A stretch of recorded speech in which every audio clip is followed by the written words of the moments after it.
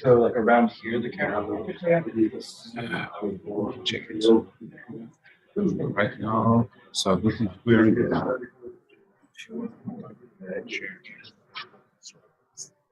Oh, if you want. But I mean, I'm blocking the screen. You see me? You see me? Yeah. Like here, right? Yeah. Here and here. Here. Okay. Yeah. If you want, you can turn the camera.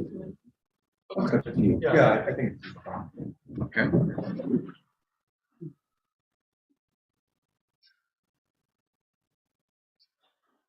Okay. Good morning, everyone. So after this setup for the YouTube connection, you know, this takes a while. I'm happy to welcome Andrew to the third day of the summer school. So Andrew is an assistant professor in the Information Retrieval Lab at the University of Amsterdam. Previously, he was a senior researcher in the Databases and Information Systems group at the Max Planck Institute for Informatics. So Andrew's research is at the research is at the crossroads of information retrieval and natural language processing, with a particular focus in the medical domain. However, I think more recently, Andrew has been focusing quite a lot in neural retrieval methods, and as a consequence, Andrew is one of the co-authors of the very recent book, Pre-trained Transformers for Text Ranking, Word and Beyond, which not coincidentally is the topic of Andrew's lecture this morning. So thank you very much. Great. Yeah, thank you for the very nice introduction. Sorry for the slow start connection issues. Yeah, so we'll be talking about neural information retrieval today. Let's jump into things. So briefly about me, I think everything is covered in the introduction, but I work in the intersection of information retrieval, natural language processing, things like that, some keywords, neural networks, knowledge graphs, medical domain work, although not recently. And I recently joined the University of Amsterdam as an assistant professor last July, so I've been there about a year. And I recently co-authored this book with Jimmy and Rodrigo Guerra on this topic, so neural IR. I'll be talking basically about 2 of the 3 families of methods we cover in the book today. A bit more about what these are later, if you don't know yet. I also like to work on tools that I think are useful for helping research for streamlining things. So just some examples here. IR datasets is similar to the Hugging datasets library, but with differences for how IR data is stored, so that you can quickly have access to different queries, documents, relevant search results, and so on. This differ is for looking at 2 different ranked lists. So you see different methods here, like comparing them, toolkit for intent, ad hoc ranking, and so on. I work with a lot of collaborators. I'll give you a link to the last slide, but just to mention that I really like to do. I get the tools side of things as well as the science. So let's jump into the neural IR. So what I want to talk about today are basically methods used relevant judgment to learn how to rank results. So this could be machine learning, it could be neural, deep learning, IR. I'm going to focus on the deep learning side of things. But if we think about machine learning, for example, these are often learning-based content features. So you could imagine, for example, trying to optimize. Here are the 10 signals we know we care about: spam score, N25, title, inquiry, N25, document body, inquiry, page rank, maybe this.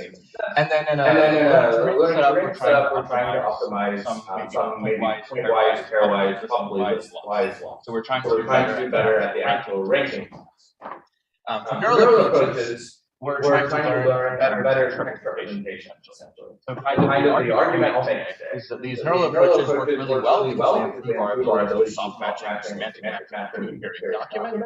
And neural approaches are great because they allow us to basically learn how to better represent text, and so we can accomplish that semantic or soft matching effectively. So today, the scenario I'm going to be in is the scenario of ad hoc retrieval. So you see an example at the bottom. We have some query, for example, black bear text. We have some document collection. These are pieces of text. I'm not going to be considering other signals today.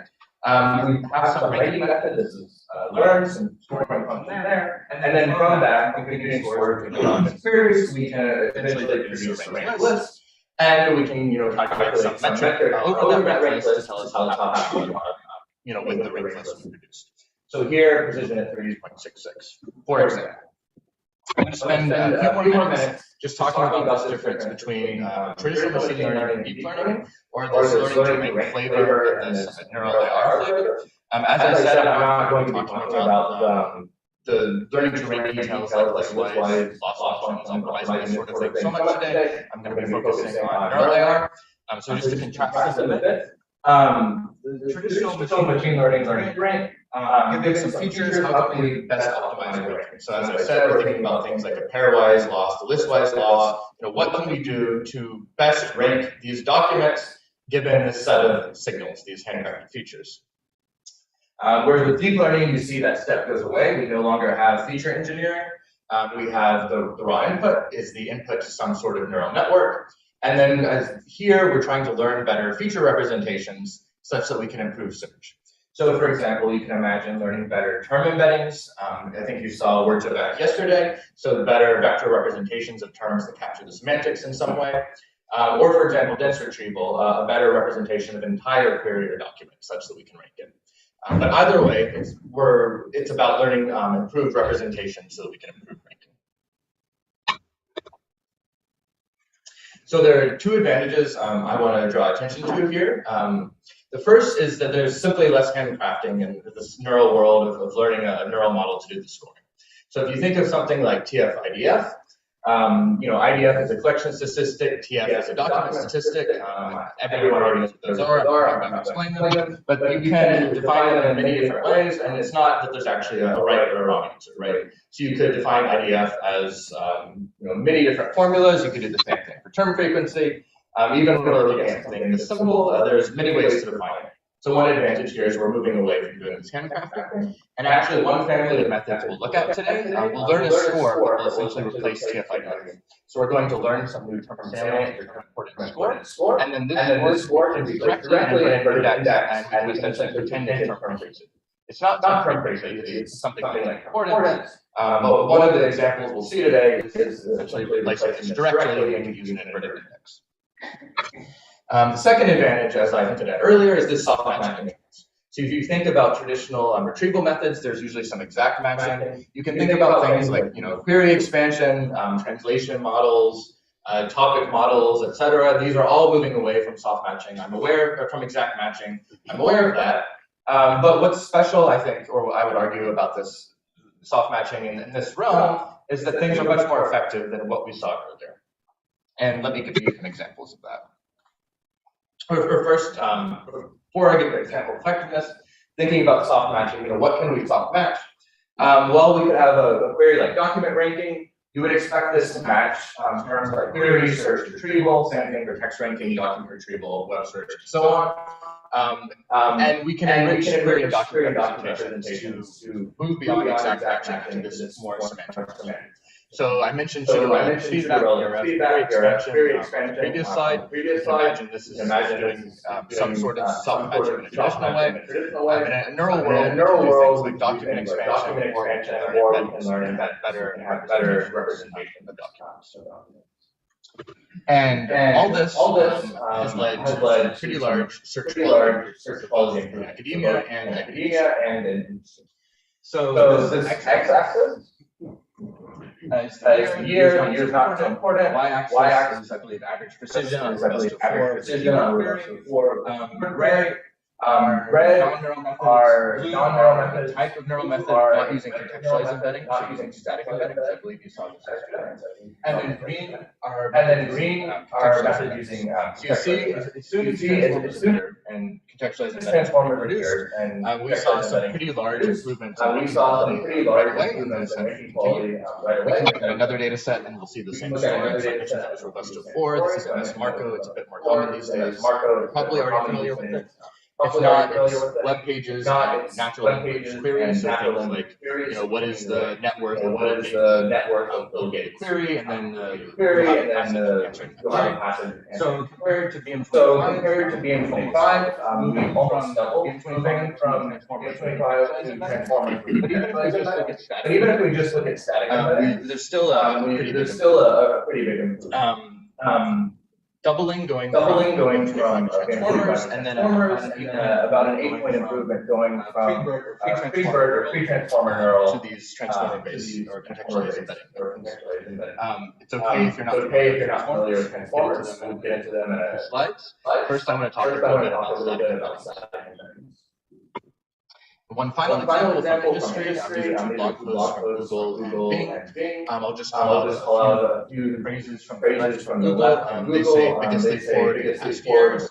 One of the biggest leap forward in the history of search. They're talking about using contextualized embeddings for ranking. So you see, we observe pretty big improvements on our academic data markup.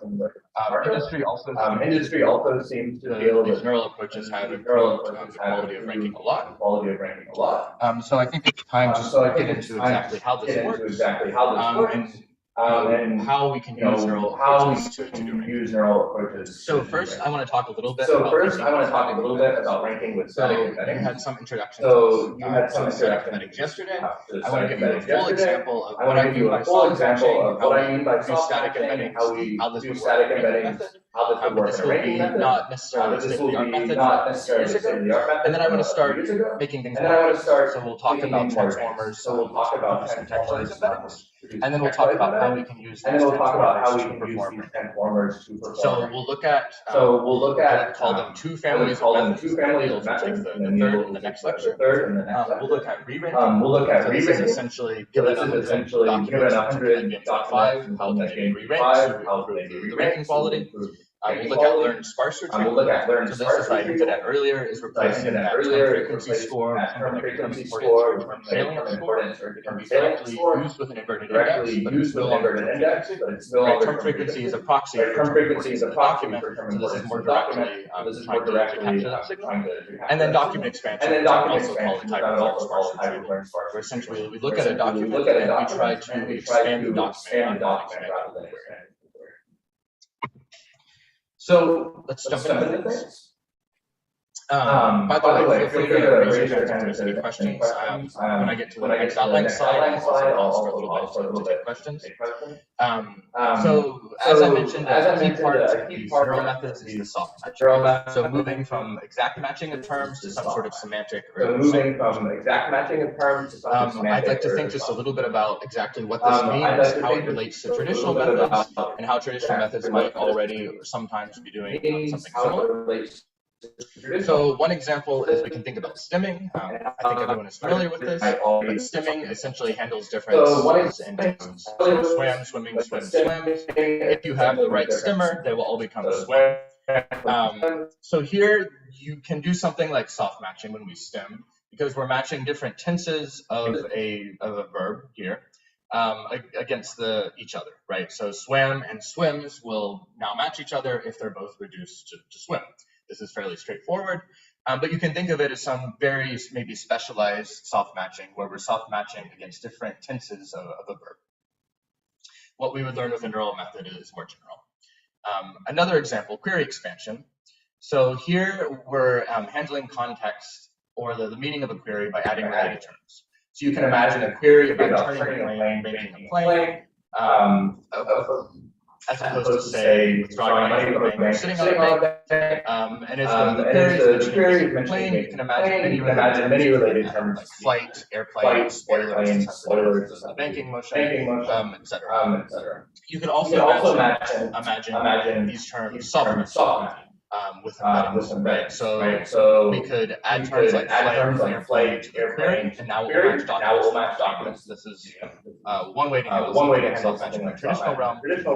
Or we could just match those terms directly. So rather than adding them to the query as we do relevance feedback, we could have some similarity. So we could take the embedding for flight, we could take the embedding for bank, and we could say there's 0.8 similarity, so let's use that in some way. It's not an exact match.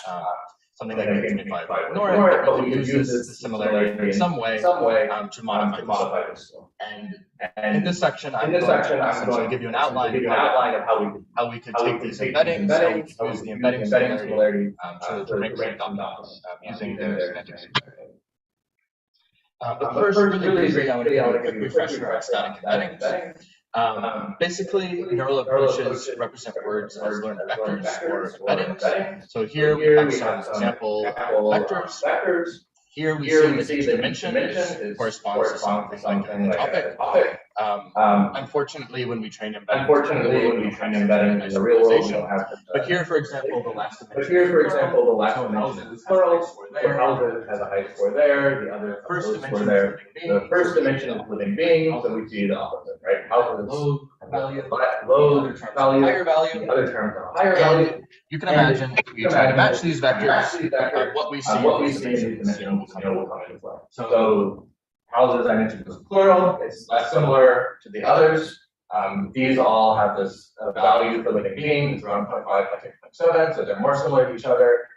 Feline is more similar for cat and kitten, so these are closer to each other than cat and dog, etc., etc. So these vectors allow comparisons in different terms with something like cosine similarity, or maybe I'm going quickly because I believe you've seen all this before. So we have these static embeddings now, and we can do ranking with them. There's many different ways to do that, and in fact, ranking with different neural machinery is the topic of this entire lecture. But just to give you a quick example of how it can be done, I want to briefly introduce DRMM, the Deep Relevance Matching Model. First on this slide, I'm introducing a simplified version, and then we'll expand it a bit on the next slide. But the first thing we would do with an approach like this is we would build a similarity histogram. I like to explain this as first build a similarity matrix. So rows are query terms, columns are document terms, each cell is the similarity between a query and a document term. And then you can create a histogram from every row, so from every query term. If you didn't follow that, that's fine. What we're doing is we're building a histogram of similarity values between query and document terms. So for example, we have a query covering population growth. And in a specific document, so this histogram represents one document, there are 4 terms with 1.0, so perfect similarity for curving. There are 3 terms with 0.6 and 1.0 similarity, and then say 20 terms with less than 0.6 similarity, where similarity is the cosine similarity between the embedding and curving and the embedding of different document terms. And then the same thing for the other fields, right? So population is very close to 1 document term, medium to 8, and low similarity to 40, etc. So we have this histogram where for every query term, we can kind of characterize how well it matches the document. And if you were only considering exact matching, all of this would go away, right? We would only be looking at this 1.0, so 4, 1, and 2 terms. But because we're allowing partial matches, or these soft semantic matches, then we have these other 2 columns as well. Once we have a histogram like that, it's fairly straightforward how we can score a document. We just need a few weights. Let's call them A, B, and C for convenience. So if we score the term curving, for example, essentially all we're going to do is a weighted sum of how many terms are in each box, right? So we have 4 high matches. We have 4 high matches, multiply that by some weight, 3 middle matches, multiply by some weight, 20 lower matches, multiply by some weight, score for the term curving in that document, and then we can simply sum this with the other terms. And then this will give us a score for the document, and we could use this to re-rank documents. So as I mentioned, this histogram represents a single document. If we did this for 100 documents returned by BM25, say, then we could calculate a new score for those documents, re-rank them, and hopefully have a better ranking at the end of the day than we had coming straight from BM25. So I mentioned I'm going to explain this in a simplified way before showing you the full DRMM. This is the simplified way, and I just want to quickly fill in the details I glossed over. So input is the same. We have a query and a document to score. Kind of the general overview is we load things into memory. So we load the document into memory. I think that's kind of interesting because it means we need a forward index. We're not even using an inverted index anymore here with re-ranking. We need to load the embeddings into memory. So this is essentially a matrix. For every term in our vocabulary, we have this factor embedding. We load that into memory. And then the way these embedding matrices are used in practice, I feel like this is often glossed over, is that you essentially are indexing into that matrix. So you see term 1, 2, 3. This is what you load for the forward index, term ID 1, 2, 3. Well, you take that ID 1, 2, 3, you index into the matrix, and say, well, give me the vector corresponding to 1, 2, 3, and this gives you that embedding out. Once you have that in memory, then we follow the steps from the last slide to compute the similarity.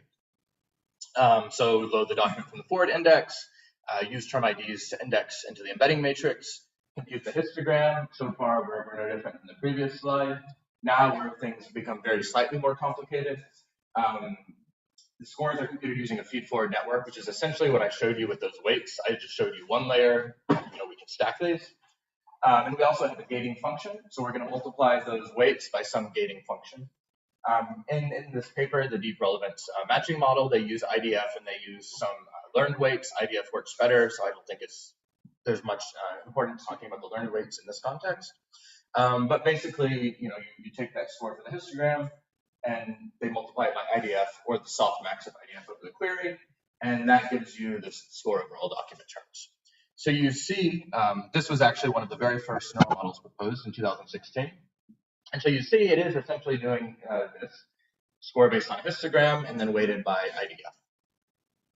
And so hopefully you can kind of see this story of how we can do ranking with an embedding like this. Of course, we're using static embeddings now. We're creating these histograms. All of this will change a bit. But hopefully this gives you some intuition for how we could do re-ranking with these embeddings. And as I mentioned, we are doing re-ranking, right? So we're initial retrieval from ESSIR2022. This gives us some candidates, and then we're re-ranking them with GRMM other method. I also want to briefly mention how we get these weights. So I mentioned, we have these weights. If the weights are given to you, great. You don't need to train anything. But typically, what would be learned during training are things like those weights. The model I showed you, those are actually the only trainable parameters. But very often, you might backpop through, for example, the embedding layer. So you might update these weights that are used to create scores for histograms, and as well, you might update the word embeddings themselves. So the way this works is the standard loss function. The typical practice is to take relevant documents from humans and negative documents from what you're re-ranking. So this first stage method here, so say BM25. And the model is simply trained to predict 1 or positive for the positive documents, the relevant documents, and the negative class for the non-relevant documents, so the binary cross-entropy loss. And then, of course, this is combined with something like stochastic gradient descent, maybe an optimizer like Atom, where this is over training. As you see more data, these weights are iteratively updated until you finally arrive at weights you're happy with. So that brings us to the next section. I'll pause here for a minute to see if there are any questions. But basically, we've seen one of the first, if not the very first, neural IR method, this deep relevance matching model. We've seen how it can be used to do re-ranking with static embeddings. And so we kind of have the general framework of where we will be. But we're in 2016, right? So what I'll do next is make things a bit more modern. So we'll talk about transformers that can be used to create contextualized embeddings, and then I'll spend the rest of the lecture essentially talking about how these contextualized embeddings can be used. Question?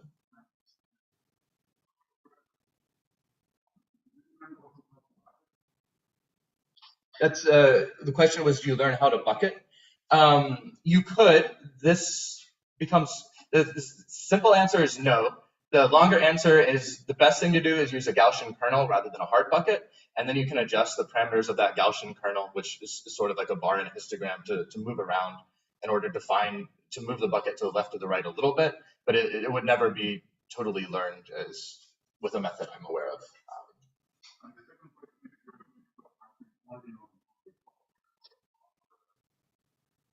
The question is soft matching only on the top result, right? So here we're in the re-ranking setting. So whatever the top results are, the top 100, 1,000, whatever you're re-ranking, that's all that's considered. Yeah. So it's very possible there's relevant documents that don't contain the query term that are not being retrieved, and they're just totally being missed with this re-ranking setup. That's accurate. So Niels will talk about dense retrieval in the next lecture. This will address some of those problems. When I talk about learned sparse retrieval, we'll also address that issue. Any other questions before I continue? Question. This ranking of the soft matching, because nowadays I use the ranking, but we also use that for stage retrieval. That we any disadvantage to it. So the disadvantage of doing this for first stage retrieval is just the time. So it doesn't work with an inverted index. I mentioned we need a forward index because we're loading the document terms and computing the similarities.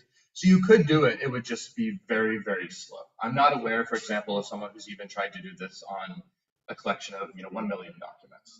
It's definitely possible, at least with modern GPUs.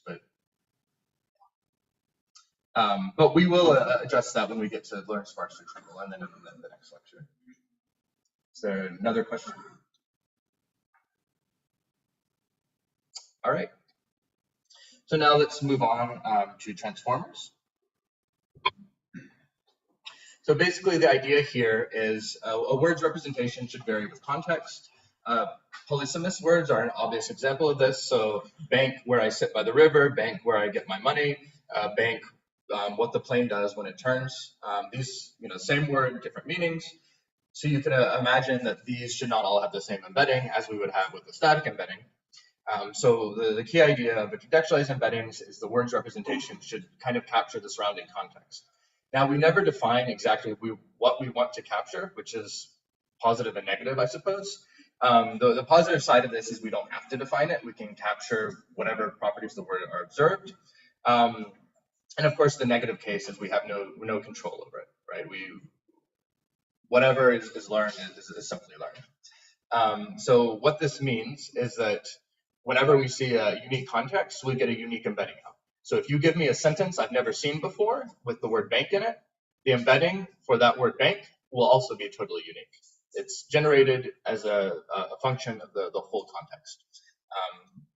So in contrast with the static embeddings, which learn one embedding per word, we now have a new embedding every time we see a new input. We have to input the whole text rather than just the word. So we can't ask what is the embedding for bank. This doesn't make sense. We would ask what is the embedding for bank in the context of I am sitting on the bank, right? So this is embedding by the river. Or what is the embedding for bank in the context of I'm looking for a bank to withdraw money? Well, this is bank, financial institution. And so when we learn the embeddings, or actually more accurately the machinery to generate these embeddings, it needs to be done based on the entire input. So with static embeddings, we look at pairs of words, and now we're essentially going to do masking, where we have some document or some text, we hide parts of it, and then we try to fill in what was hidden. The canonical approach for this, BERT, you've probably heard this before. This is a bidirectional transformer model, a large pre-trained bidirectional transformer model. So it's shown here. There are two phases to BERT. I'll go into a bit more detail about the pre-training and the architecture of it on the next slide, but high-level overview first. So there are two phases to BERT. One is the pre-training phase, where essentially we have all this neural machinery, all these weights that we need to learn. So we have some input, we have some output, and all the weights inside need to be learned. I'll show how that's done on the next slide, as I said. After we've learned those weights, we have what's called something like a fine-tuning step. So we have all the weights, and these weights, or this architecture, can now be used to generate embeddings or to perform some sort of classification task. So we input something, and then we look at the output. So rather than learning this embedding matrix, we're learning this huge hundreds of millions of weights stack of transformer layers. I keep saying transformer. What do I mean by that? Well, I'll show you here. So take a string as input, something like the bank makes loans to clients. This is first tokenized. So by convention, there's a separator token added at the end. There's the CLS. I think it stands for classification, classifier token added at the beginning. This token will also often be used in a special way. There are token embeddings. So like Word2Vec or like Glove, we have an embedding matrix. It's just that we have much more than that embedding matrix. So we actually start with static embeddings like Word2Vec, and we just refine them based on the context. Token embeddings are summed with segment embeddings. So we can have two inputs. We can say this is input A or this is input B. So we have an embedding for input A, we have an embedding for input B. And by adding that to the input token embedding, we indicate which input the token is part of. So you can imagine, for example, query is input A, document is input B, maybe. And we have position embeddings. So these indicate where in the input each term was. So up here, what I'm about to show you, the architecture itself has no sense of position. So these needs to be added in as the input. So the input will be the summation of static term embedding, input embedding, and position embedding. Given that input, we have these transformer layers that do things. I'll explain that more in a second. And after all these transformer computations, we end up with some output. And the size of the output is the size of the input. This is because I'm talking about a transformer encoder, and this essentially defines an encoder. So if we have n tokens as input, then we'll output in new versions of those tokens. So you can imagine, bank here is some generic embedding for bank because it's the static embedding. Well, after all this modification, T2 is a new embedding for bank, and it's bank in the sense of the financial institution because we're talking about loans to clients. Now, I don't want to go into low or full level of detail about how transformer layers works, but I'll stay at something of a medium high level. So first, I'll give you the intuition, and then I'll give you a slightly expanded explanation. So the intuition is that each transformer layer is doing a weighted average. This is just intuition. This is not exactly what it's doing. But imagine looking at the term bank and saying, okay, I'm looking at the term bank. I need to modify my representation of that term. Well, let's average it together with all of these other terms in my input with low weights. So maybe loans has a small weight, clients has a small weight, the other terms have very low weights, bank has a high weight. We average them together, and now we've basically brought in some of the embedding of loans and clients into that term bank. Now, I say this is a simplification. I say it's intuition because it's not that we're doing one weighted average. It's that each layer has multiple attention heads. Each attention head is producing a representation in this way. So we're doing something like 16 weighted average. I say weighted average because I think it's maybe a more intuitive term. Self-attention is also what this is commonly called. This is more of a deep learning term. So the self-attention will, with these, say, 16 attention heads, will give us 16 new representations. You can think of these as 16 weighted averages looking at the input in 16 different ways. And then we take these 16 vectors and we combine them back into a single embedding with a feed-forward network. There are also things like a residual connection. So, for example, it's not necessary to modify the embedding at all. This is shown here. So basically, the level I want to understand this at today is we're doing something like a weighted average, but it's not that exactly. We're doing in a multi-head attention computations, and then we're combining them together. So think of it something like n weighted averages that we can then combine into a final representation. The mechanics of exactly how this works is a bit more complicated, and I think the details are not necessary for our purposes. So I've been talking about this at the level of we already have the network, but we don't. Yeah, that's probably a good time for it. So let's say you have a company for all the means of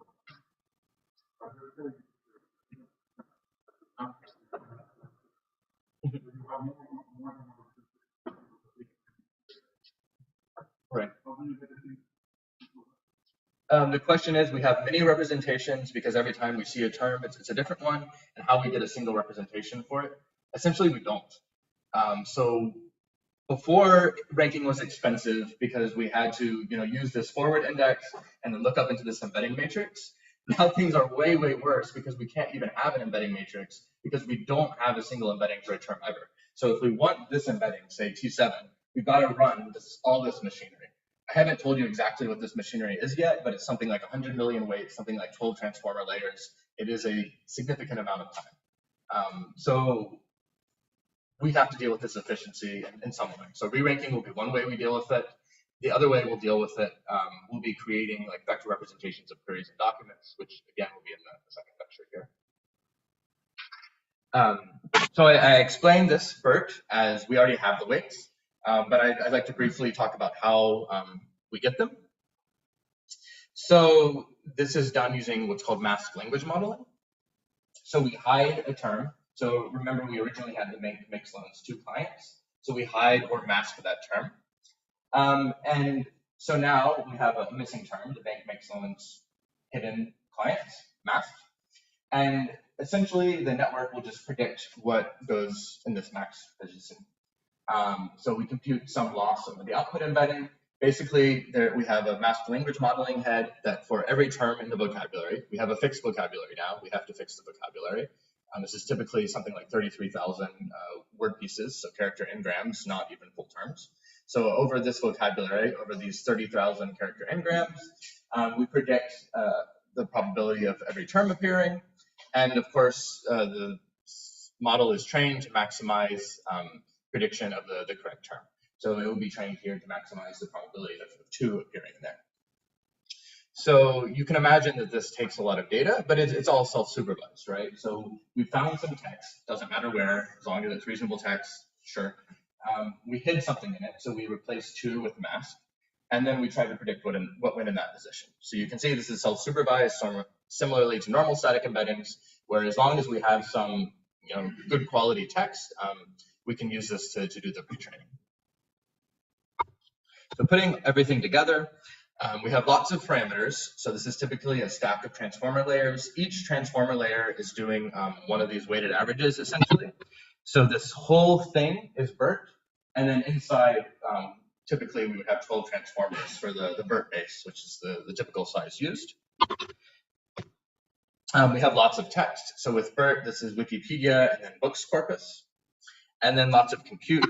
So again, you can think of using a lot of GPUs or maybe TPUs. If you don't know what a TPU is, doesn't matter. It's essentially a much bigger GPU that only Google has. So that brings us to how we can rank with these transformers. Before I move on to that section, any questions on anything we've gone over before? So transformers and contextualized embeddings, this soft matching with DRM. All right.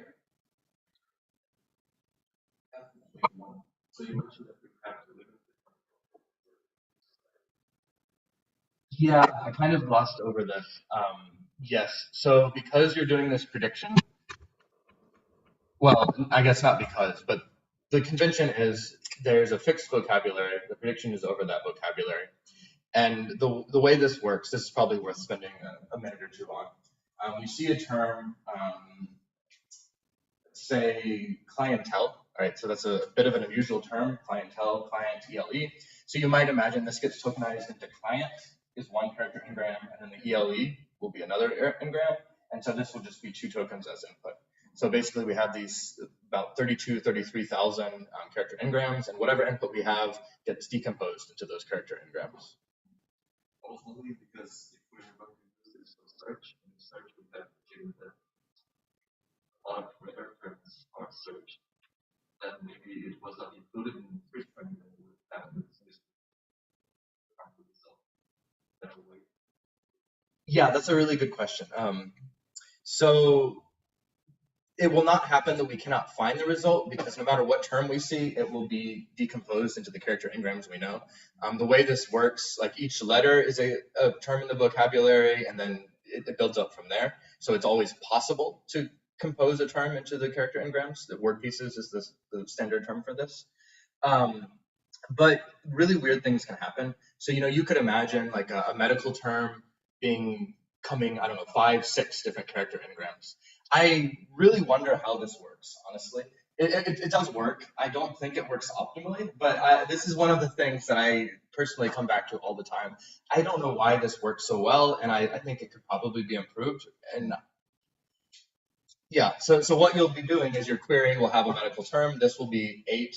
It will become 8 terms. We'll have 8 terms here, and matching each of those 8 individually works okay in the end. It seems. The other the models, active representations were Yes. and with their routines, or actually due to the fact that they have like better representation rather than actually the fact that models. And so again, that representation matters. And like the better model has better representation.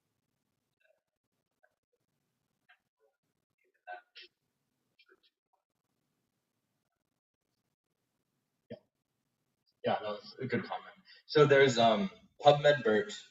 I think Microsoft has a blog post on this. So they train their own PubMed-BERT with the goal specifically of trying to deal with this tokenization issue in the medical domain, because you can imagine you will often run into this problem. And it's an interesting blog post to read. I think you'll find it if you look for PubMed-BERT. But basically, they argue that they see improvements, like Jeff mentioned, and a lot of these improvements are from the fact that they can better represent terms because it's now a single token, and so it's a bit more meaningful. Yep. Any other questions? Okay. So now I want to talk about the 3 families of approaches. So essentially 3 different ways we can use these transformers in order to do ranking. So the first one is the cross encoder. This is essentially what we saw with URMM, with that one example I gave you, where the input is both a query and a document at once. Obviously, this is not ideal because it means that you have to do inference at query time. The input is a query document pair. You can't pre-compute the scores. So the input's query document pair, the model outputs a score directly. It's somewhat slow, but these tend to be the most robust as far as we've seen. By robust, I mean things like well, performance in general, but also moving between domains, moving between query types. It seems that they degrade more slowly than things like dense retrieval. And these are also this is the family of method I showed you in those results. So I showed you the MS Marco, the Robusto 4 plots, and then the quotes from industry. At least in the academic plots, this was a cross encoder. And then the data structure we would use here is something like a forward index, right? At inference time, we have to load the document. We have to, create embeddings for it. So before, this was indexing into the embedding matrix. With the transformer, this is actually, running this. So many computations taking place. Like I said, something like 100 million weights and even a small BERT-based version. So not efficient at all, but robust. The second family, which I'll also talk about today, learn sparse retrieval. Here, we're basically going to replace term frequency, is the one-sentence summary of that. So our input is a query or document, and then the model is going to output some new weights for the terms. So, we started off with bank has a term frequency of 3, so, we would plug 3 into our calculations. And now, the model learned something else. So, for example, maybe it learned 1.4 to replace that term frequency of 3 with. And now you can use an inverted index with this improved weight, and we'll actually see pretty large improvement from that. But we'll look at that after the cross encoders. Then, of course, this can be used with an inverted index because all we're doing is replacing term frequency with an improved version. And then finally, the bi-encoder, this is also known as dense retrieval. Bi-encoder, the key point here is that the inputs are processed separately. So what cross-encoder means is that because the inputs are processed together, you can have interactions between them, right? So here's transformer layer 1. In transformer layer 1, it can be, it's doing these weighted averages, as I mentioned, the self-attention. So it can have self-attention between document term 1, query term 2, for example. So all of the inputs can be compared in different ways throughout this stack. This is cross-encoder. Bi-encoder means that we're encoding separately, right? So we're encoding the document here, we're encoding the query here. The query terms can interact with each other, but they can interact with the document terms. They're encoded, totally separately. So we'll get out some representation of the document, some representation of the query, ultimately there. And that's, so the model outputs a vector for the query or document rather than taking both as input. And now you can see this immediately has the nice property of we can process documents offline, which is something we'd of course like to do. Scoring is done by comparing those vectors. So you can just imagine taking, for example, the inner product between the two vectors. This will give us a score. It's much faster, as you can imagine, than cross encoders. Empirically, they seem to be a bit less effective, a bit less robust, but I won't show you results for these, so there's no need to go into a lot of detail there. Things are rapidly improving. The data structure that would be used with these is approximate nearest neighbor index. So you can imagine getting this query vector. So the user provides you with a query. You do need to run this at query time, but because the query is short, it's not too computationally expensive. It's much better than processing many documents. So this gives you a query vector out or a query representation. If you have an approximate nearest neighbor index, this allows you to take that query vector and say, what are the 1,000 approximate nearest neighbors of this query vector? And this will give you, documents, whatever back. And these are the documents that you would return. So this allows you to kind of quickly compare the query against all documents. But as I said, I'm not going to go into this family method in my lecture. Niels is going to cover this after me. I'm going to focus on the cross encoders and the learned sparse retrieval. So I'll take a sip of water while I wait to see if anyone has a question, and then we'll move into cross encoders.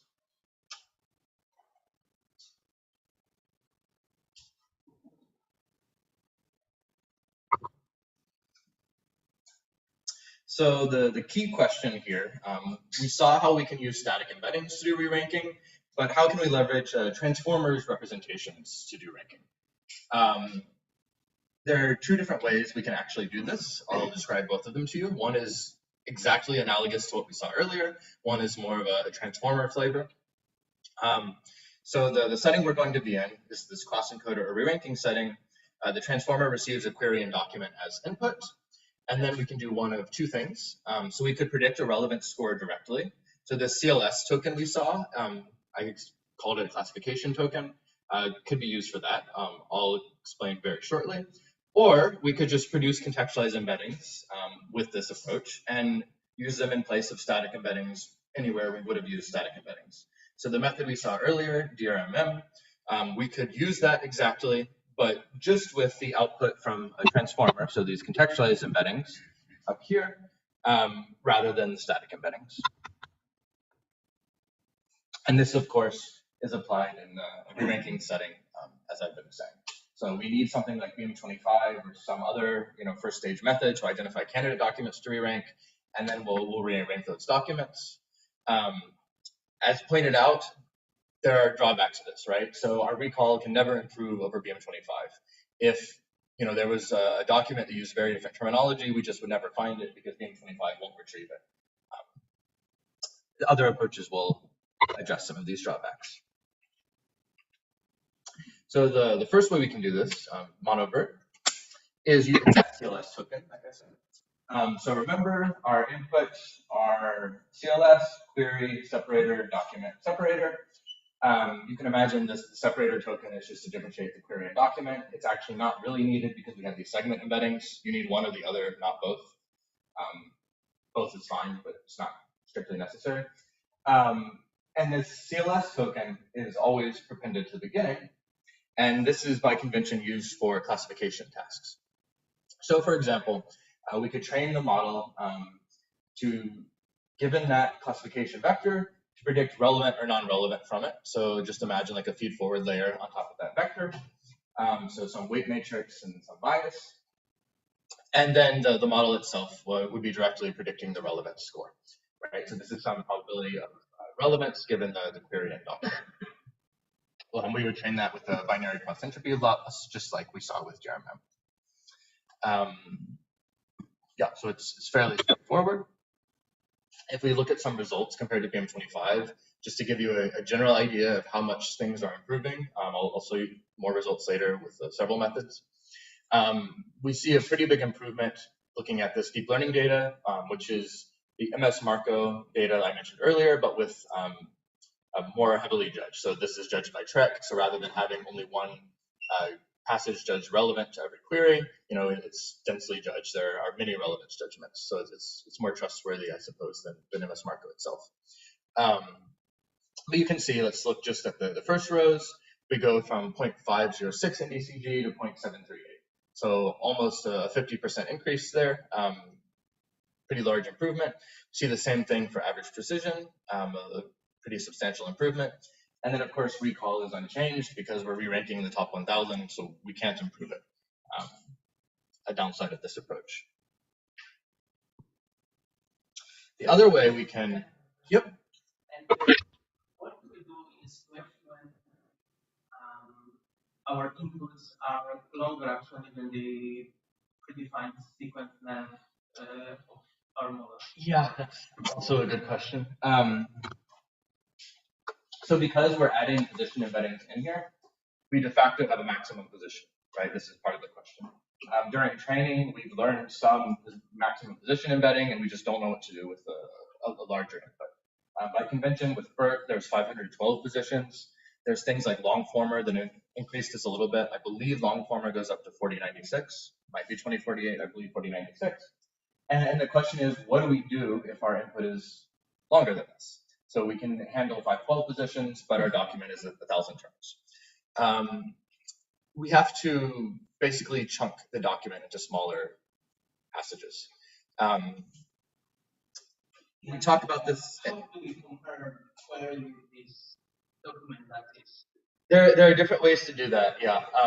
We have a large section in the book talking about it. I don't have the slides here. I don't have time to show you the slides here, it's more accurate. Basically, the quick way to do it is to take the document, split it into, say, 10 passages, and the maximum scoring passage is the document score. So this is called the max P, or max scoring passage strategy. That's one way. You could imagine doing other things. I'll actually show you here one of the other approaches. So I mentioned we're going to use the contextualized embeddings in place of static embeddings, and so we could just concatenate them, right? So if we could create the embeddings in several passes rather than in one pass of BERT, and we could just concatenate those embeddings together once we have them. So that's also another way to do it. Another way, use a different model like longformer that can accept a larger input, but that doesn't, of course, totally solve things, right? Because you can still have something longer than your new maximum input size. Yep. So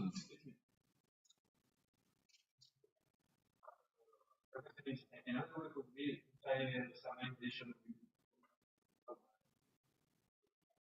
to try to summarize the documents with the transformer. Is that what you? Yeah. Yeah, I think you would need a very good summarizer, but if you had a very good summarizer, then yeah, you could take the document and try to summarize it into something shorter, which you then rank.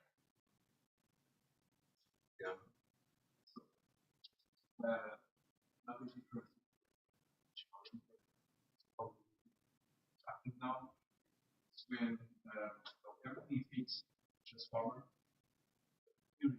very long. Yeah. So how everything fits the transformer. Is beautiful. So this the use case is in the medical domain, where you have the clinical case of the patient. So Yeah, that's it feels like a harder problem to me because you want to match all of the query, right? So you can chunk the documents and throw the rest away, but that's not so easy to do here. So I'm not. So actually, there's a paper in ESSIR last year by Sophia Altheimer from TU Vienna, where she has a model that does this harm. I don't know offhand exactly what they do for the query aggregation, but I know that they investigate a lot of different ways to handle this aggregation on the query and document side. So that might be something to look into. But yeah, I mean, it's a hard, but much harder problem, I think, if you have a long query, because you need to somehow be able to segment it and understand that the document matches each of the segments, or somehow in context the whole query is matched. I guess you would still be able to use this technique, though, where if you create embeddings for the query terms, you can then concatenate all the embeddings and plug them into a neural model that consumes embeddings. So that's, I think, a good segue to this, the CEDAR contextualized embeddings for document ranking approach. So rather than using the CLS vector, we're essentially using the embeddings. So you can imagine something like DRMM I showed you earlier, taking these embeddings and producing a score. A better way to do it would be KNRM. This is what I mentioned as the taking DRMM and replacing the histogram, so these hard buckets, with something like a soft bucket, so like a Gaussian kernel that counts how many things are around it. Because that makes the histogram process differentiable, and now we can train it end to end. But the basic idea here is just to plug the embeddings into a method like that. And optionally, maybe take that CLS vector and concatenate it at a later stage. So take the CLS vector and add it into the signals produced from those embeddings. It's not required, but it can be done. Just to give you an example of what this looks like compared to static embedding, on the left, we have a relevant document. On the right, we have a non-relevant document. The x-axis on both, I believe, is the query, so curbing population growth. Y-axis, document terms. Cells are the similarity between a query and a document term. So what we see is if we look at glove, so this is a type of static embedding, curbing and curb always have 0.6 similarity, of course, regardless of if it's a relevant document or not. If we look at the transformer embeddings, so BERT approach, we see there's a 0.7 similarity between curb and the document in the sense of slow and curb in the query, which is also in the sense of just slow, rather than curb, the thing about the sidewalk. And then on the right, the non-relevant document, where the document is talking about the sidewalk, we see a lower similarity. So it's increased above 0.6 there when it matches, and it's decreased a bit when it doesn't match. So I don't know that this sort of sense mismatch is where all the improvements are coming from. I kind of imagine this can't be so common, right? I don't think all our errors are coming from words that have multiple senses that happen to be used in relevant documents in the wrong way. Probably some topical match is having a bigger impact on these methods' ability to find more relevant documents. But I think you get the intuition here for how these embeddings could improve things. Yep.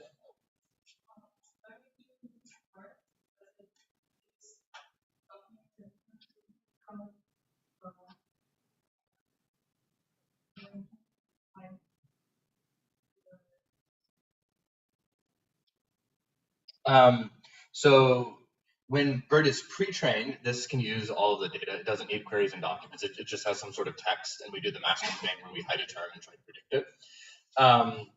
And then when BERT is fine-tuned for ranking, so for something like this, then typically we would use BM25 results. I think Niels will probably talk about hard negative mining and other ways to find good results to use. But because we're re-ranking BM25, it makes sense to use those as our examples, because what the model sees will always be something returned by BM25. Other questions? Yeah. Actually, it's from some slides before where you show the results of the particular. Yep. So this is a pre-trained word that you recall again. Then you identify between one collection, was this bird trained in the same collection or in a different collection? Because maybe this model is actually just using some additional information that it was not included in this collection. It's using the same collection, but I don't understand what you mean by using additional information. Let's say if you're using, I don't know, like Clubad or in a smart code, but the bird was trained that same groups. Right. Way more information than we have. Yeah. In the collection that we use in smart code. So maybe this improvement is additional information that we extract from the other collection, not directly from the model. Like, is there any way that we could? Yeah, I agree with you. I don't know how to get to rephrase what you're saying. I think you're saying that BERT's improvements here are probably coming from the fact that it's seen some general data, things like Wikipedia, and it's probably learned something from this data that it's now able to use for ranking on this data set. I agree with you, and I think that's kind of what the BERT is designed to do. So like this pre-training process should give it, information that would be useful, right? So it does learn something about the semantics of words and how to take natural language as input and represent it and so on. So I think it is gaining from that, but I don't know how to separate that from the architecture itself. I mean, I guess you could just try training from scratch rather than pre-training, but now you have so many weights, it's not really clear if it's just that you don't have enough data for those weights, or if it's because the other information is missing. Yeah, so let's also look at some data results very briefly. I don't want to go into these in a lot of detail, but just quickly comparing to say BM25 with 3 different methods for consuming a similarity matrix. So GRMM is the one I showed you earlier. CanRM is just a version of this where essentially rather than an actual hard histogram, the Gaussian kernels are used. So it's fully divergible. And then Packer is not so important. It tries to do something with position, which is not really useful here because the transformer already has position inside it. So adding position at this level isn't helpful. But basically what we see is that all of the approaches pretty substantially are improving over BM25. This is the Robusta 4, the news article data set, so that first plot I showed you. And any method for consuming these contextualized embeddings works well. Yeah. If we look at just one of them, so I'll pick CanRM because that's like a more advanced version of GRMM. If we compare BERT as is with BERT fine-tuning, so BERT as is means it's pre-trained and then frozen. There's no training for ranking, so that binary cross-entropy loss never comes into play. It doesn't really work. So we see 0.43, it's only a small improvement over BM25 at the top. It's really necessary to fine-tune it in order to start seeing the gains.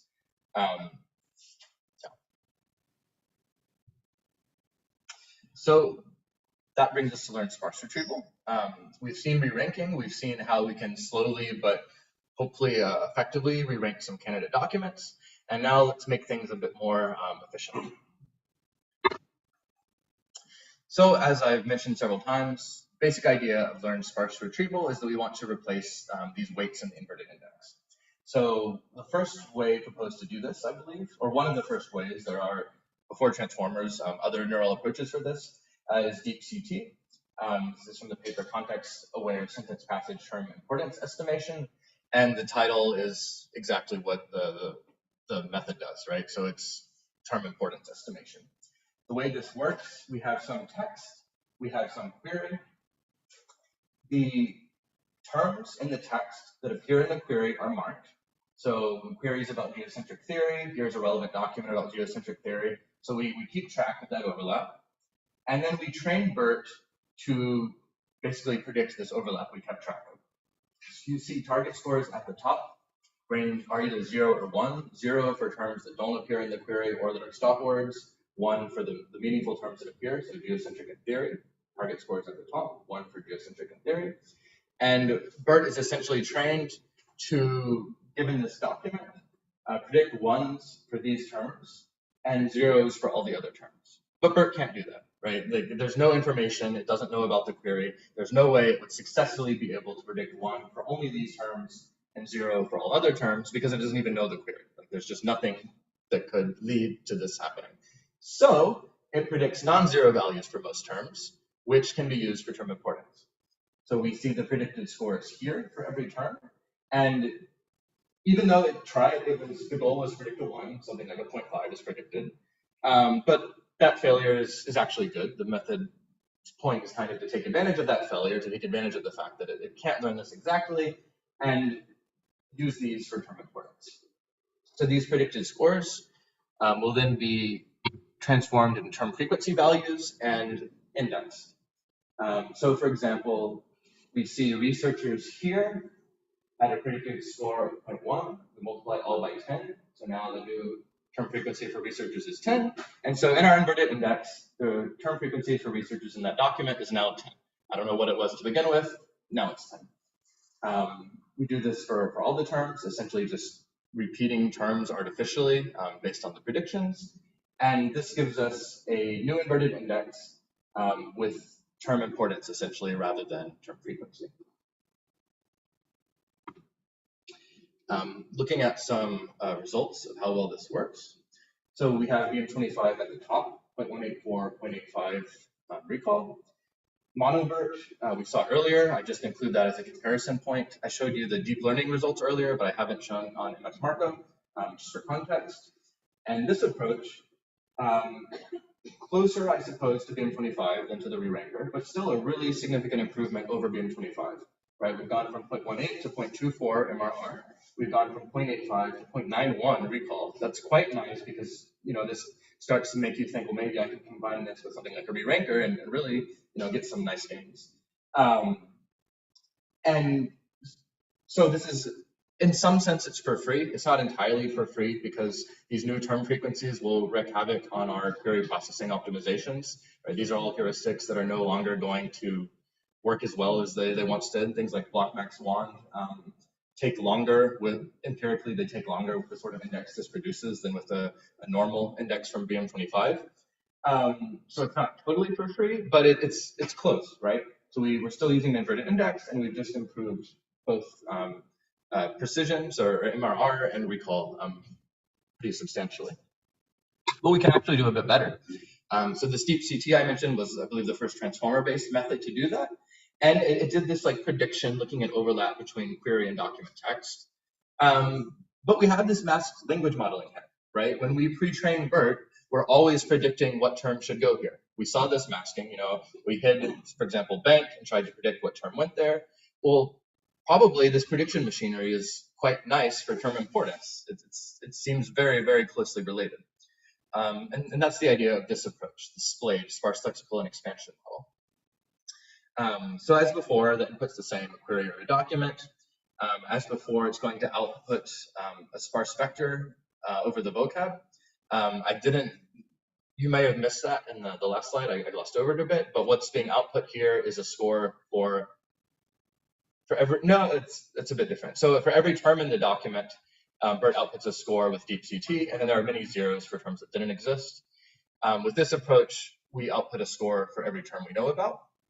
And basically all we do is we just look at the masked language modeling prediction scores to come up with scores for those terms.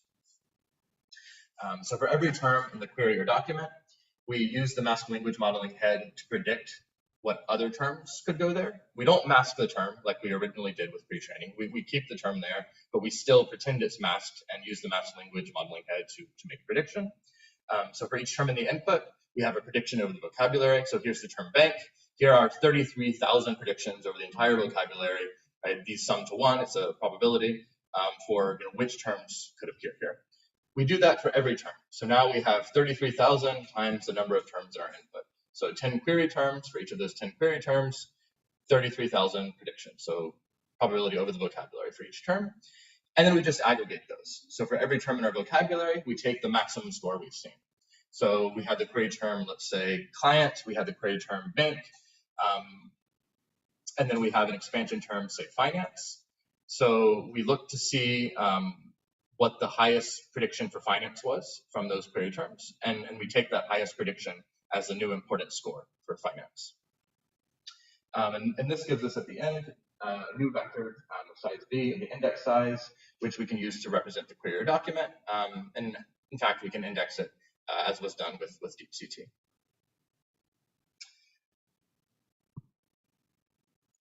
So now, yes. So regularized model in order to make sure that it's possible. Good question. In the paper, they argue that you need to regularize the model in order to make sure the vocab is sparse. They do this. I'm not totally convinced this regularization is required because they use a ReLU. So any term that has a negative score becomes a 0 score. And so this automatically gives you some sort of sparse effect because many of these predictions are low. You want to use these information that these are represented in just the short amount of time. Yeah. You do. And the regularization that is done to achieve that doesn't necessarily meet the efficiency goal. I'll put it that way. So I think this is an open question. So they attempt to regularize the query and document to keep them as small as possible. This does reduce the length somewhat, but it is not enough to satisfy the efficiency goal of, the inverted index query processing goes quickly, or as quickly as BM25. So looking at results. So now we've essentially closed the gap with our re-ranker. So here again is MonoBERT 372. We have 369 with the SPLADE model. That's very close. Looking at recall 979, up from 0.853 with BM25. That's getting really high, I would say. But one disadvantage is we still at query time have to run SPLADE, right? So we have to do this masked language model prediction for all the query terms in order to get term importance weights for those query terms that can then be multiplied with the document term importance weights. You can also just skip that part. So this is that bottom row, displayed doc. So here, rather than learning importance on both sides and multiplying them together, so bank in the query has a weight, bank in the document has a weight, multiply those two weights together to get a final weight for bank. Displayed doc just uses a one hot vector for the query. So everything is a one essentially. And so there's no query processing needed. So you don't have to run a transformer at all at query time. And so things are much faster. And there's some decrease in MRR, some decrease in recall, but things still work quite well. So if I were to recommend a starting place, if you're interested in neural methods, and I were to say of what I've talked about today, where to start, displayed is where I would go. So this is much more efficient than cross-encoders. It's very effective approaching the effectiveness here. You can do better with monobert. So for example, if you do some tricks using a really fancy loss, you can get this from 0.37 to like 0.441. But you know, there's still a huge improvement over BM25 and with an inverted index. So I would say this is a really nice starting point of the methods I'm looking at. I guess I would also say that if you're in a setting where you don't have in-domain training data or your in-domain training data is really limited, this is a setting where cross-encoders can be nice because of this robustness property. So they tend to work pretty decently zero-shot, meaning trained on one domain and then applied on another domain. So that's maybe the one advantage to using a cross-encoder, I would say. So that brings me to the final section on document expansion. Before I begin, do we have any questions on previous material?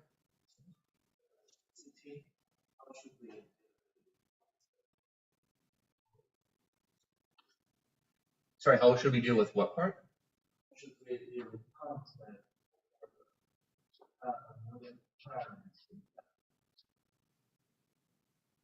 If the document occurs more than, if the term occurs more than once in the document, I believe they take the maximum of the predicted scores, but I'm not absolutely certain. I could be wrong. Niels is nodding. Okay, yes, they're taking the maximum. So it's similar to Splade, where with the MLM head, they take a lot of predictions, and then ultimately they take the maximum score for a term. In DeepCT, they would take the maximum over all the predictions.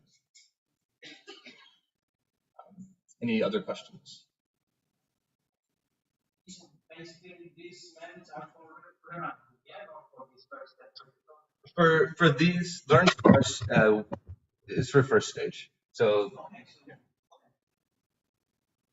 right, because what we're learning is some essentially new term frequency that can be put in the inverted index directly. I should mention that typically IDF is not used. So I'm saying some new term frequency, we put term frequency in the inverted index. So you might think we're still using something like BM25 to query that index, but it's not. It's just using term frequency, that single score.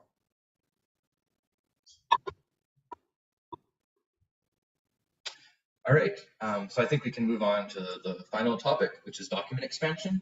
You could think of this as a type of learned sparse retrieval, but the flavor is a bit different because we're not really doing retrieval at all anymore, or not directly.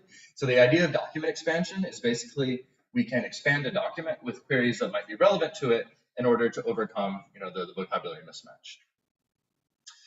So the idea here, this is Rodrigo's work, one of the co-authors with the book, his slide as well, to generate possible queries from a given document with a sequence-to-sequence model, and then use them to expand the document.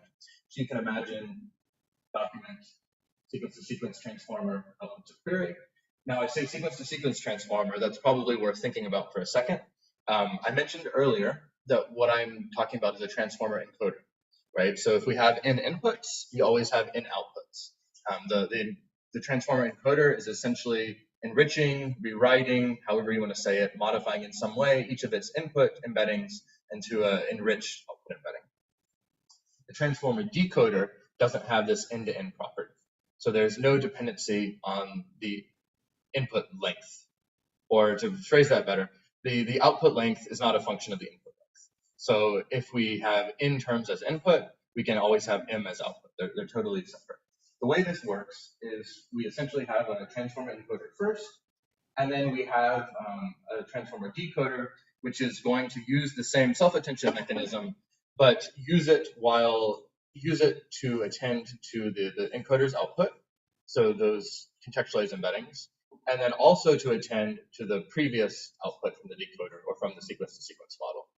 So I just generated the term the, so I'm going to look at that term I just generated the, and I'm going to look at the old input. I already received all the contextualized embeddings, and then I'm going to choose another term to generate.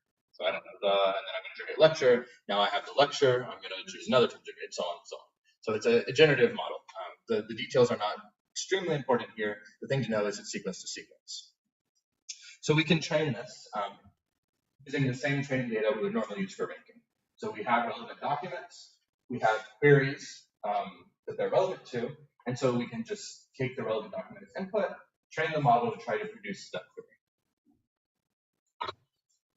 So it looks like something like this in practice. From the left, input document, researchers are finding that cinnamon reduces blood sugar levels naturally when taken daily. We have the doctor query sequence-to-sequence model there. And then you might output a predicted query like, does cinnamon lower blood sugar? And then the way this is used in practice, after predicting that query, it's concatenated with the document, and then that larger document is indexed in place of the original one. So you guys are familiar with query expansion. This is essentially document expansion, where something is added to the document in the index. And then, of course, if we had a user query like lower blood sugar, because the query we added has those same terms, we can expect to better match that query to something like BM25. And in fact, this does happen. So if we look at the original document with BM25, that's the same 0.184 number we've been seeing before. If we look at expanding it, so with the sequence to sequence, that gets us up to 0.277. So this is a really large increase over BM25 just by expanding the document. If we kind of dig into the different types of expansion, we can see that if we only consider copied words, that's where most of the improvement comes from. So it's 0.22 is only considering words that are not new. Alternatively, if we only consider words that are new, so we only add a new word to the document if it wasn't already there, then we get a small increase, but not as large. So it seems that most of the improvement here is coming from a reweighting of terms that already exist in the document by adding them to the document multiple times, which kind of makes sense because if we think about Splade or Deep CT, this is also getting pretty good improvements from a similar reweighting. And if we ignore the original document, this also works strangely well here. I think this is somewhat a property of the collection. There's a very specific flavor of queries and passages in MS Markup. But I'm going to jump back and look at some examples. So for example, here we have an input document talking about the hottest month in Washington, D.C. So one predicted query is weather in Washington, D.C. So that term weather was a new term. So the passage was talking about weather, but it didn't say it, right? It said things like hottest month, average temperature, coldest, sunshine, millimeters of rain. It just never said weather. So this is clearly a relevant term that's added. Let's look at the bottom one as well. We would also have a relevant term added. The input document is about chromosomes. See, mammals have 2 sex chromosomes, 22 chromosome pairs, and the new term relationship is added. So the relationship between 2 things talked about in this passage, so genes and chromosomes. And then, of course, the genes and chromosomes themselves are copied, which increases the weight, which seems to improve the results here, as we saw. So that brings me to the end. I'll wait one more slide before asking for questions, I think. So in conclusion, these neural approaches can substantially improve search. My personal view is that this is happening because of their improved semantic or self-matching. Hopefully I convinced you of that. Even if you let the transformer predict the score directly, hopefully you can see that you could still use contextualized embeddings and you will realize all the gains you would from predicting a relevant score directly, which to me is good evidence that what's happening can be understood in terms of contextualized embeddings. We've seen learned sparse retrieval approaches that are compatible with an inverted index. As I said, this is, I think, a very good starting point for someone interested in looking into these further. Splade in particular is what I would suggest. And we saw also cross-encoder approaches for re-ranking. These are less effective or less efficient, but they're robust. So they have their uses, and in a re-ranking setting, they're not too inefficient because you can always control how much re-ranking you're doing. And then next, Niels will talk about dense retrieval, which is this bi-encoder setup, where we basically independently encode queries and documents such that we can use them with something like an approximate nearest neighbor index and quickly ask what are the closest neighbors of this query representation, for example. If you're interested in learning more, there's links to the book I mentioned with Rodrigo and Guerra de Mainland here. There's an archive and an official version. Yeah, thanks for your attention, everyone. I can take any more questions now. So about this re-weighting methods. So we earlier was talking about also that, for example, if the model sees new word, for example, I don't know, from the medicine that he didn't see it during the training, then he just during the calculation of embeddings, he just splitting it through, I don't know, 4 words maybe, and how does this reweighting methods deal with it? So we have to include all these four terms into our The tokenization will take that one term and turn it into 4 separate terms. And from that point on, as far as anything knows, these are 4 separate terms. Okay, so we don't concatenate it together. No, they're never This is also something I find interesting. I mentioned earlier the vocabulary issues across domains. They could be combined. That's just not what the approach is to.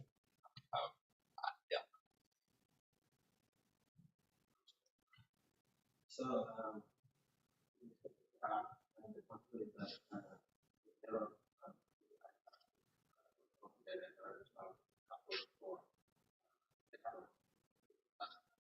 my question is how, but we have so that it depends on the embedding. How about if we work with the new language that we supposed to start from the scratch? Is there any recommendations that we can from the language approach to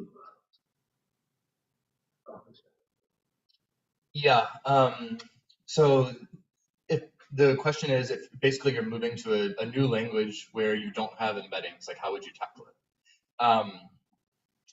So pre-training can be done in that new language because it's self-supervised. You don't need labels. So you could create something like BERT in that language by running the pre-training step.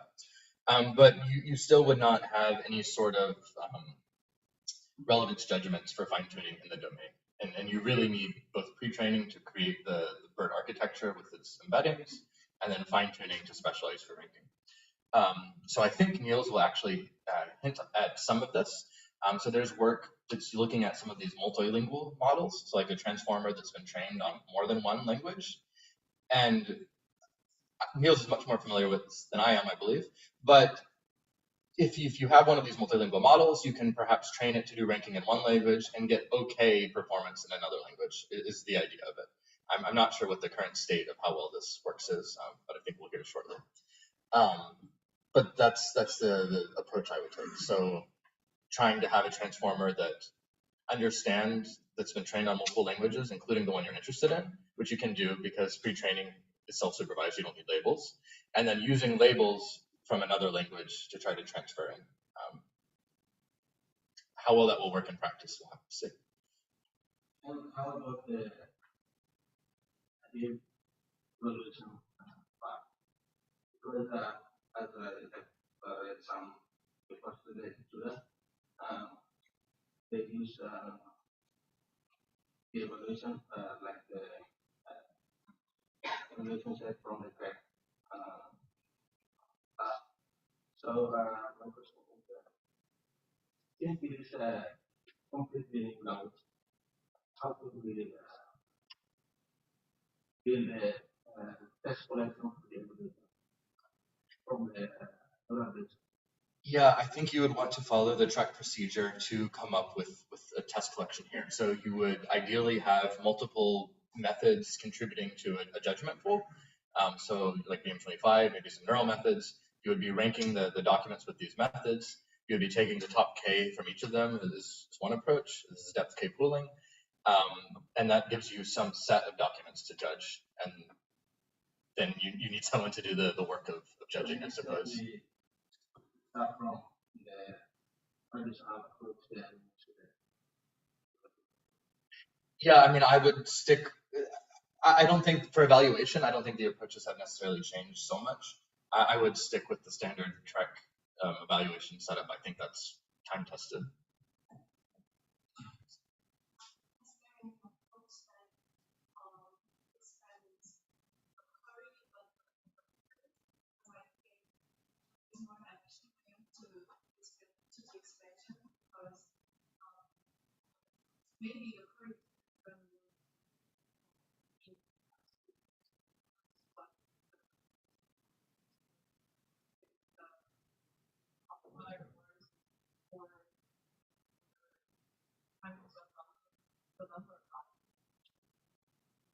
Right.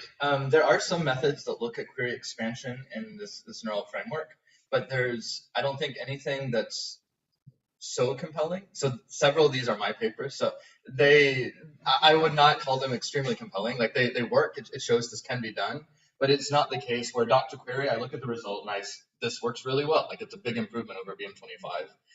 It's much more muted, the improvements I've been able to see with query expansion with neural approaches. So it's probably possible, but I'm not aware of a good way to do it. Really, what you can do is just do the ranking with a neural approach and then use normal query expansion like RM3, some sort of pseudo-relevance feedback, and you'll take advantage of that improved ranking when you generate those expansion terms. And doing this seems to give you most of the gains that any other neural query expansion method is able to achieve. So any improvements are really coming from that initial ranking rather than neural machinery being used to generate the expansion terms. comment on that. It's also quite difficult to do this for action settings. So if you require, you can do document expansion offline, so you can fetch. But if you do query expansion, you have to do it when you type in, so you just have a really short time, so you want to do certain results within 10 milliseconds. Then it will be extremely expensive to do query expansion. Also, often you have a lot more queries than documents if you work in a modern setting. Production second, you have a billion search per day on Google, and then scan things with more projects that we use. Thank you for the question. I was going to ask something about the very generate, but this one fine-tune existing model for generic and how do you get access? Yeah, you do need to fine tune something. T5, for example, is a sequence-to-sequence model that is used in the later variant of Dr. Query. But the data you need for fine tuning is the same as you need for fine tuning a normal ranking method, meaning all you need is a query and a document that's relevant to it, which is what you would use to train or to fine tune like monobert or Splade or something else also. So MS Marco data is what's used here. This has a very large number of queries, hundreds of thousands. So it seems to be enough to fine tune this. So basically, it's pairing a query with a document relevant to the query, and then fine tuning something like T5 to generate the query from that relevant document. Any other questions? Yeah, which of these transform modes you think are most suitable for manual adjustments? Like say, for example, you have a nice direct model and works very well, but you notice that like maybe the user types an iPhone and he only gets like iPhone charging cables instead of iPhones. But otherwise the working model works well. Normally, like the so I would do like boosting or something. Things like of the Python neural models. Yeah, with the cross-encoder, you probably don't have a lot of hope, but with something like Splade, you could use similar strategies because you ultimately you have tokens at the query and the document level, and you have token weights at the query and the document. analogous to BM25. So I think you could. I don't know exactly to fix a specific problem what I would do, but I would apply similar type of strategies. So this is a really nice other advantage displayed that I maybe didn't hit on much. It's just as interpretable as something like BM25, right? You have discrete tokens out, you have weights for the tokens. Really, the only downside is that the tokens are now in grams rather than full tokens. But in terms of like how easy it is to understand, it's very close to BM25. You're not losing a lot as far as how much you can inspect, how much you can modify. Because I can see the use of this when you have more natural language queries, right? When you're trying to find some question or something. When you're doing, say, navigational searches that you're looking for something specific, like, do you think this can still handle this case as well, or should we just rely on a couple, something like filters out all this more? That's a good question. I tend to think it will not work that well for navigational just because the training data isn't also due to it. So you'll see behaviors like if definition is in the query, it will add define to the query, right? Because a lot of dictionary definitions appear in MS Marco. So the reason I mention this is I think navigational queries, this fuzziness will probably cause a lot of trouble, is my intuition, but I haven't seen a specific study. But you could try to fix this by modifying training data, or you could handle it separately, like you suggested.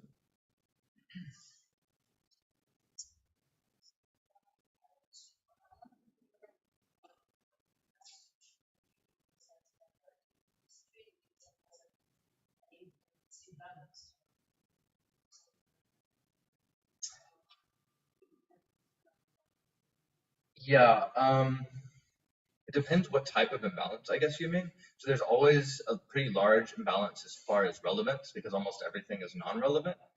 But you can think of other issues, like there was an ECIR paper where they look at gender bias in cross-encoders. Because you can imagine, it could be imbalanced as far as associations between terms and gender, and then you could have undesirable behavior about the wrong thing being returned. So issues like that do seem to come up.